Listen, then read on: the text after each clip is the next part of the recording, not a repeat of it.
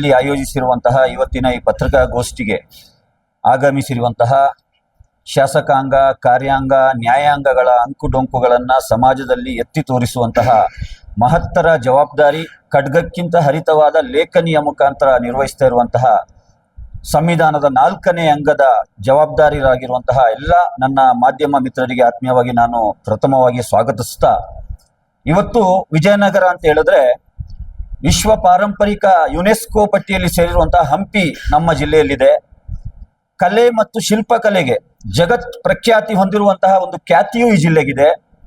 ಭವ್ಯ ವಿಜಯನಗರ ಸಾಮ್ರಾಜ್ಯದ ಹಲವಾರು ಕೊಡುಗೆಗಳು ಇತಿಹಾಸದ ಪುಟಗಳಲ್ಲಿ ಸುವರ್ಣ ಅಕ್ಷರಗಳಲ್ಲಿ ಬರೆದಿಡುವಂತಹ ಇತಿಹಾಸವೂ ನಮ್ಮ ಮುಂದಿದೆ. ಇಂತಹ ಒಂದು ಜಿಲ್ಲೆಗೆ ಒಂದು ಕಪ್ಪು ಚುಕ್ಕೆಯಾಗಿಂತಹ ಒಂದು ಘಟನೆ ಆಗಸ್ಟ್ 1ನೇ ತಾರೀಕು ಮಧ್ಯರಾತ್ರಿ ಅಂದ್ರೆ ಬೆಳಗಿನ ಜಾವ 2ನೇ ತಾರೀಕಿನ 4 ಗಂಟೆ 3 ಗಂಟೆಗೆ ನಡೆದು ಹೋಗಿದೆ. ಇವತ್ತು ಆ ಕಪ್ಪು ಚುಕ್ಕೆಯನ್ನ ಅಳಿಸಿ ಹಾಕ್ಬೇಕಂತ ಹೇಳಿದ್ರೆ ಕೆಲವೊಂದು ಕಠಿಣವಾದ ಕ್ರಮಗಳನ್ನ ಜಿಲ್ಲಾ ಆಡಳಿತ, ಜಿಲ್ಲಾ ಉಸ್ತುವಾರಿ ಮಂತ್ರಿ, ರಾಜ್ಯ ಸರ್ಕಾರ, ಈ ನಾಗರಿಕ ಸಮಾಜ, ನಾವು ಮಾಧ್ಯಮ ಮಿತ್ರರು ಎಲ್ಲರೂ ಸೇರಿ ಇದನ್ನ ಖಂಡಿಸಲೇಬೇಕಾಗಿದೆ. Social Democratic Party of India ಇದನ್ನ ತೀವ್ರವಾಗಿ ಖಂಡಿಸುತ್ತೆ. ಇಂತಹ ಘಟನೆಗಳು ಯಾವುದೇ ಕಾರಣಕ್ಕೂ ಮರುಕಳಿಸಬಾರದು ಎಂಬಂತ ಆಗ್ರಹವನ್ನ ಪ್ರಪ್ರಥಮವಾಗಿ ಮಾಡ್ತದೆ. ಮತ್ತು ಏನು ಲಾಕಪ್ ಡೆತ್ ಪ್ರಕರಣ ನಡೆದಿದೆ, ಹಗರಿಬೊಮ್ಮನಹಳ್ಳಿಯ ಏನು ಒಬ್ಬ ಅಮಾಯಕ, ಒಬ್ಬ ಗಾರೆ ಕೆಲಸದ ಕಟ್ಟಡ ಕಾರ್ಮಿಕರಾದ ಖಲೀಲ್ ಎಂಬುವಂತವನ್ನ ಕೊಲೆ ಮಾಡಿದೆ ಈ ವ್ಯವಸ್ಥೆ, ಈ ಇಲಾಖೆ. ಇದನ್ನ ಖಂಡಿಸ್ತಾ ಇದ್ದೇವೆ. ಅದರ ಸೂಕ್ತವಾದಂತಹ ಒಂದು ನ್ಯಾಯಾಂಗ ತನಿಖೆಯನ್ನ ನಾವು ಆಗ್ರಹಿಸ್ತಾ ಇದ್ದೇವೆ. ಅದೇ ಸಂದರ್ಭದಲ್ಲಿ ಏನು ಸಂತ್ರಸ್ತ ಕುಟುಂಬದ 2 ಪುಟ್ಟ ಮಕ್ಕಳಿದ್ದಾವೆ, 8 ವರ್ಷದ ಮತ್ತು 4 ವರ್ಷದ ಮಕ್ಕಳಿದ್ದಾರೆ. ಅವರ ಭವಿಷ್ಯಕ್ಕೆ ಮತ್ತು ಆ ಏನು ಅವರ ಧರ್ಮಪತ್ನಿ ಸಫಿಯಾ ಶೈನಾಜ್, ಆ ಶೈನಾಜಿಗೆ ಒಂದು ಜೀವನಾಂಶ ನಿರ್ವಹಣೆಗೆ ಬೇಕಾಗಿ ಸರ್ಕಾರ ತತ್ಕ್ಷಣ ಸೂಕ್ತ ಪರಿಹಾರವನ್ನು ಕೊಡ್ಬೇಕಂತ ನಾವು ಆಗ್ರಹಿಸ್ತಾ ಇದ್ದೇವೆ. ಪೊಲೀಸ್ ಇಲಾಖೆ ಅಂತ ಹೇಳಿದ್ರೆ ನಾವೆಲ್ಲರೂ ತಿಳ್ಕೊಂಡಿರುವಂಥದ್ದು, ನಾವು ನೋಡುವಂಥದ್ದು ಕಾಕಿ ಡ್ರೆಸ್, ಕೈಯಲ್ಲಿ ಲಾಠಿ, ಕೆಲವ್ರ ಹತ್ರ ಕೋವಿ, ಕೆಲವ್ರ ಹತ್ರ ಕ್ಯಾಪ್, ಸೂಟು, ಬೂಟು. ಆದ್ರೆ ಪೊಲೀಸ್ ಅಂತ ಹೇಳಿದ್ರೆ ಹಾಗಲ್ಲ. ಪೊಲೀಸಿನ ಪಿ ಹೇಳುವಂಥದ್ದು ಪೊಲೈಟ್ನೆಸ್, ಓ ಹೇಳುವಂಥದ್ದು ಒಬಿಡಿಯಂಟ್, ಎಲ್ ಹೇಳುವಂಥದ್ದು ಲಾಯಲ್ಟಿ, ಐ ಹೇಳುವಂಥದ್ದು ಇಂಟೆಲಿಜೆಂಟ್, ಅದೇ ರೀತಿ ಸಿ ಹೇಳುವಂಥದ್ದು ಕರೇಜಿಯಸ್ ಮತ್ತು ಇ ಹೇಳುವಂಥದ್ದು ಎಫಿಷಿಯಂಟ್. ಇದರ ಕನ್ನಡ ಅನುವಾದ ವಿನಯಶೀಲ, ವಿಧೇಯ, ನಿಷ್ಠಾವಂತ ಮತ್ತು ಬುದ್ಧಿವಂತ, ಧೈರ್ಯಶಾಲಿ, ಸಮರ್ಥ ಒಂದು ಪಡೆ, ಅದು ಪೊಲೀಸ್ ಪಡೆ, ಪೊಲೀಸ್ ಇಲಾಖೆ. ಯಾವ ರೀತಿ ನಮ್ಮ ದೇಶದ ಬಾರ್ಡರ್ಗಳಲ್ಲಿ ಯಾವುದಾದ್ರೂ ಶತ್ರು ರಾಷ್ಟ್ರಗಳಿಂದ ಈ ದೇಶಕ್ಕೆ ಗಂಡಾಂತರ ಎದುರಾದಾಗ ನೇವಿ ಇದೆ, ಭೂ ಫೋರ್ಸ್ ಇದೆ, ಲ್ಯಾಂಡ್ ಫೋರ್ಸ್ ಇದೆ, ಆರ್ಮಿ ಇದೆ, BSF ಇದೆ, CRPF ಇದೆ, ಅವರು ಯಾವ ರೀತಿ ರಕ್ಷಣೆಯನ್ನು ಮಾಡ್ತಾರೋ, ನಮ್ಮ ಆಂತರಿಕವಾಗಿ ಯಾವುದಾದ್ರೂ ವಿಚಾರಗಳು ಬಂದಾಗ ಅದನ್ನ ನಿಭಾಯಿಸಲಿಕ್ಕೆ, ಲಾ ಅಂಡ್ ಆರ್ಡರ್ ಮೇಂಟೈನ್ ಮಾಡಲಿಕ್ಕೆ, ಕಾನೂನು ಸುವ್ಯವಸ್ಥೆಯನ್ನು ಕಾಪಾಡಲಿಕ್ಕೆ ಪೊಲೀಸ್ ಇಲಾಖೆಯನ್ನು ನಾವು ಅಪಾಯಿಂಟ್ ಮಾಡ್ಕೊಂಡಿದ್ದೇವೆ. We the people of India, ನಾವೆಲ್ಲ ಭಾರತೀಯರು ಸೇರಿ ಆಸ್ ಪರ್ ಕಾನ್ಸ್ಟಿಟ್ಯೂಷನ್ ಅವರಿಗೆ ನಾವೇ ಆ ಜವಾಬ್ದಾರಿಯನ್ನು ಕೊಟ್ಟಿದ್ದೇವೆ. ದುರದೃಷ್ಟ ಏನಪ್ಪಾ ಅಂತ ಹೇಳಿದ್ರೆ ಹಗರಿಬೊಮ್ಮನಹಳ್ಳಿಯಲ್ಲಿ ಒಂದು ಗಂಡ ಹೆಂಡತಿಯ ನಡುವೆ ಸ್ವಲ್ಪ ಭಿನ್ನಾಭಿಪ್ರಾಯಗಳು ಬರ್ತವೆ.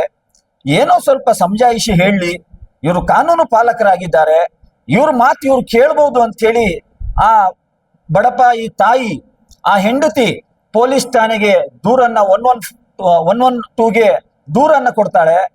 ಪೊಲೀಸ್ನವರು ಬರ್ತಾರೆ, ಇವರನ್ನ ಕರ್ಕೊ ಹೋಗ್ತಾರೆ. ರಾತ್ರಿ 2 ಗಂಟೆ ಸುಮಾರು ಸಮಯ, ಹೆಚ್ಚು ಕಡಿಮೆ. ಪೊಲೀಸ್ ಸ್ಟೇಷನ್ಗೆ ಕರ್ಕೊ ಹೋಗಿ 112 ಅವರು ಅವರ ಜವಾಬ್ದಾರಿಯನ್ನು ನಿರ್ವಹಿಸಿದ್ದಾರೆ. ಅವರು ಯಾವುದೇ ತಪ್ಪನ್ನ ಮಾಡಲಿಲ್ಲ. ತತ್ಕ್ಷಣ ಈ ವಿಚಾರ ಅವರ ಗಮನಕ್ಕೆ ಬಂದ ತಕ್ಷಣ ಅವರು ತಮ್ಮ ಮೊಬೈಲ್ ವ್ಯಾನ್ ನಲ್ಲಿ ಏನಿದೆ ಆ ಎಸ್ಕಾರ್ಟ್ ನಲ್ಲಿ ತಗೊಂಡು ಸ್ಟೇಷನ್ಗೆ ಬಿಟ್ಟು ಅವರು ಹೋಗಿದ್ದಾರೆ. ಸ್ಟೇಷನ್ ಅಲ್ಲಿ ಇದ್ದಂತಹ ರಾಘವೇಂದ್ರ ಮತ್ತು ಇನ್ನೊಬ್ಬ ವೆಂಕಟೇಶ್ ಎಂಬುವಂತಹ ಪೊಲೀಸ್ ಕಾನ್ಸ್ಟೇಬಲ್ಗಳು, ಒಬ್ರು ಸೆಂಟ್ರಿ, ಇನ್ನೊಬ್ರು SH, ಮೋಸ್ಟ್ಲಿ ಹೆಡ್ ಕಾನ್ಸ್ಟೇಬಲ್ ಇರ್ಬೋದು, ಯಾವ ರೀತಿ ಅವರನ್ನ ಥಳಿಸಿದ್ದಾರೆ ಅಂತ ಹೇಳಿದ್ರೆ PM ರಿಪೋರ್ಟ್ ಇವತ್ತು ಬಂದಿರಬಹುದು. ತಲೆಗೆ ಏಟಾಗಿ ಕಿವಿಯಿಂದ ರಕ್ತಸ್ರಾವ ಆಗಿದೆ. ಹೊರಗಡೆ ಆ ತಾಯಿ, ಅವಳ ಹೆಂಡತಿ ಕಾಯ್ತಾ ನಿಂತಿದ್ದಾಳೆ. ಏನೋ ಬುದ್ಧಿವಾದ ಹೇಳಿ ಕಳಿಸ್ಬೋದು ಮನೆಗಂತ ಹೇಳಿ, ಗಂಡ ಹೆಂಡತಿ ಜಗಳ ಉಂಡು ಮಲಗೋರ್ಗಂತ ಹೇಳಿ ಗಾದೆ ಮಾತಿದೆ. ಇವ್ರು ಹೇಳಿದ್ರೆ ಏನು ಬುದ್ಧಿವಾದ ಮನೆಗೆ ಬಂದು ಸರಿ ಆಗ್ಬೋದು ಅಂತ ಹೇಳಿ. ಆದ್ರೆ ಆ ಹೆಂಡತಿಗೆ ಯಾವುದೇ ಮಾಹಿತಿಯನ್ನ ನೀಡದೆ ಒಂದು ಟಾಟಾ ಏಸ್ ವಾಹನದಲ್ಲಿ ಆ ಡೆಡ್ ಬಾಡಿಯನ್ನ ಹಾಕೊಂಡು ಡೈರೆಕ್ಟ್ ಗವರ್ನಮೆಂಟ್ ಹಾಸ್ಪಿಟ್ಲಿಗೆ ತಗೋ ಹೋಗ್ತಾರೆ ರಾತ್ರಿ 3 ಗಂಟೆಗೆ. ಆ ಟಾಟಾ ಏಸ್ ವಾಹನ ಹಿಂದೆ ಓಡ್ಕೊಂಡು ಹೋಗ್ತಾಳೆ ಆ ತಾಯಿ. ಅವ್ರನ್ನ ಕರ್ಕೊ ಬರ್ಬೇಕಾಗಿತ್ತು ಇವತ್ತು COD ತನಿಖೆಗೆ ಏನೋ ಇನ್ವೆಸ್ಟ್ಮೆಂಟ್ ಇದೆ, ಏನೋ ಅವರು ಹಾಜರು ಮಾಡ್ಬೇಕು, ಅವರ ಚಪ್ಪಲಿ ಬೇಕಂತೆ, ಗಂಡನ ಚಪ್ಪಲಿ ಬೇಕಂತೆ. ಹಾಗಾಗಿ ಅಲ್ಲಿ ಇರ್ಬೇಕು ಎಂದ ಕಾರಣಕ್ಕೆ ಬಿಟ್ಟು ಬಂದೆ ನಾನು, ಅಲ್ಲಿಂದಾನೆ ಬಂದೆ ನಾನು. ಅವರ ಸೋದರ ಮಾವ ಬಂದಿದ್ದಾರೆ. ಆ ತಾಯಿ ಹೇಳ್ತಾ ಇದ್ದಾಳೆ, ನಾನು ಕರ್ಕೊ ಹೋಗಿದ್ದು ನನ್ನ ಗಂಡನಿಗೆ 2 ಬುದ್ಧಿವಾದ ಹೇಳಿ ಅಂತ ಹೇಳಿ ನನ್ನ ಗಂಡನ ಡೆಡ್ ಬಾಡಿಯನ್ನ ಕೊಟ್ಟು ಕಳಿಸಿದ್ದಾರೆ ಈ ಸ್ಟೇಷನ್ ಇಂದ ಅಂತ ಹೇಳಿ. ಇದು ಯಾವುದೇ ಕಾರಣಕ್ಕೂ ನಾಗರಿಕ ಸಮಾಜ ತಲೆ ತಗ್ಗಿಸುವಂತ ಘಟನೆ. ಈ ರೀತಿ ಆಗ್ಬಾರ್ದಾಗಿತ್ತು. ನಂತರ ಕನಿಷ್ಠ ಜೀವ ಹೋದ್ಮೇಲಾದ್ರೂ ಹೇಳ್ಬೋದಾಗಿತ್ತಲ್ಲ ಹೆಂಡತಿಗೆ. ಜೀವ ಹೋದ್ರೂ ಕೂಡ ಹೇಳಿಲ್ಲ. ಹಾಸ್ಪಿಟ್ಲ್ ಬೆಡ್ ಅಲ್ಲಿ ಮನ್ಗಿಸ್ಬಿಟ್ಟು ಹೇಳ್ತಾರೆ, ಇಲ್ಲ ಎಲ್ಲೋ ಏಟಾಗಿತ್ತು, ಬಿದ್ದು ಸತ್ತೋಗಿದ್ದಾನಂತ ಹೇಳಿ ಸಬೂಬನ್ನ ಹೇಳ್ತಾರೆ. ನಂತರ ನಮ್ಮ ಜಿಲ್ಲೆಯ ಪೊಲೀಸ್ ವರಿಷ್ಠಾಧಿಕಾರಿಗೆ ನಾನು ಸಲ್ಯೂಟ್ ಹೊಡಿತಾ ಇದ್ದೇನೆ, ಜ್ಞಾನವಿ ಮೇಡಮ್, ತಾಯಿ ಹೃದಯ ಇರುವಂತಹ SP ಅವರು. ತತ್ಕ್ಷಣ ಅವರು ಅಲ್ಲಿಗೆ ಬರ್ತಾರೆ. ಇಮ್ಮಿಡಿಯೇಟ್ಲಿ ಆ 2 PC ಸಸ್ಪೆನ್ಷನ್ ಮಾಡ್ತಾರೆ. ಅವರ ಮೀಡಿಯಾ ಸ್ಟೇಟ್ಮೆಂಟ್ ಕೂಡ ಕೊಟ್ಟಿದ್ದಾರೆ. ತಲೆಗೆ ತೀವ್ರವಾದ ಬಲವಾದ ಹೊಡೆತದ ಕಾರಣದಿಂದ ಸಾವಾಗಿದೆ ಅಂತ ಹೇಳಿ. ಪೊಲೀಸ್ ಸ್ಟೇಷನ್ ಅಲ್ಲಿ ಯಾರು ಗೂಂಡಾಗಳಿರ್ಲಿಲ್ಲ, ರೌಡಿಗಳಿರ್ಲಿಲ್ಲ. ರಾತ್ರಿ 2 ಗಂಟೆಗೆ ಬೇರೆ ಯಾರು ಅಲ್ಲಿರ್ಲಿಲ್ಲ. ಅಲ್ಲಿದ್ದಂತಹ ಪೊಲೀಸ್ನವರು ಗೂಂಡಾ ವರ್ತನೆಗಿಂತ ಕೆಟ್ಟದಾಗಿ ವರ್ತನೆ ಮಾಡಿಕೊಂಡು ಈ ಒಂದು ಜೀವವನ್ನ ಬಲಿ ಪಡೆದಿದ್ದಾರೆ. ಈ ಘಟನೆ ಇಡೀ ವಿಜಯನಗರ ಜಿಲ್ಲೆಯಲ್ಲ, ರಾಜ್ಯದ ಜನರು ತಲೆ ತಗ್ಗಿಸುವಂತ ಘಟನೆ. 2024ರಿಂದ 2000